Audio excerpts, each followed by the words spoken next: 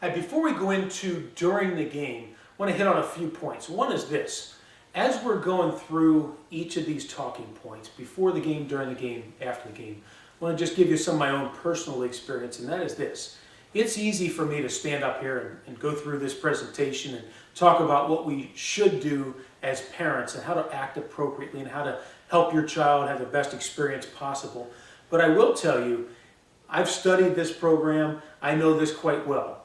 And I also know that when you put on that hat as a parent and you show up at Johnny's game or Susie's game, emotions are involved, love's involved. You care so much for your child that it's an awful lot easier for me to stand here and talk about how we should model poise and confidence. And then all of a sudden, when your son or daughter makes a great play or is tripped in a sport or something happens where you got passion and emotions involved, it's a whole lot more difficult to practice this than it is to stand up here and give a presentation. So I want to let you know, I'm very well aware of this. It's something that's not going to be easy to do in all circumstances, but in order to give your child the best experience they can, it's really important that you try to really take this information in, because it's a whole lot easier to stand up here than it is to sit there in practice to make sure you get these values across. Next thing I want to just remind you of again,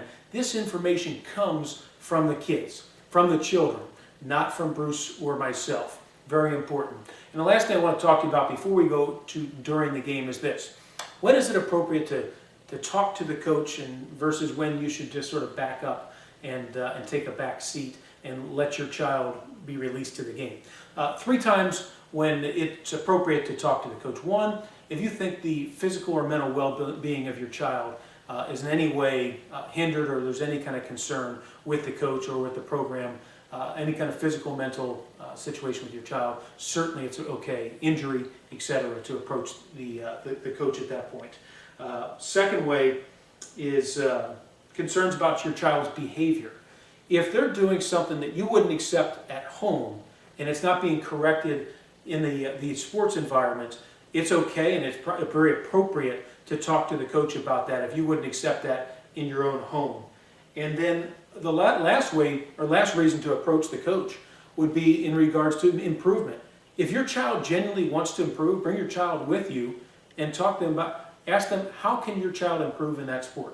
Those 3 reasons are perfectly acceptable to talk to your coach. What do you not want to talk to the coach about? When do you not approach them? You don't approach them about playing time. Let the coach handle playing time. You don't want to approach the coach to talk about other parents, other players, other coaches, etc. Let the coach handle that. You step back and let your child be released to the game in that circumstance. And the last part is in regards to team strategy, play calling, etc. That's the role of the coach. Mom and dad, be supportive of your child, be supportive of your team, but it's not your role to worry about what plays to run, etc. Just want to touch on that before we jumped into during the game. And we'll be right back to talk a little bit more about during the game.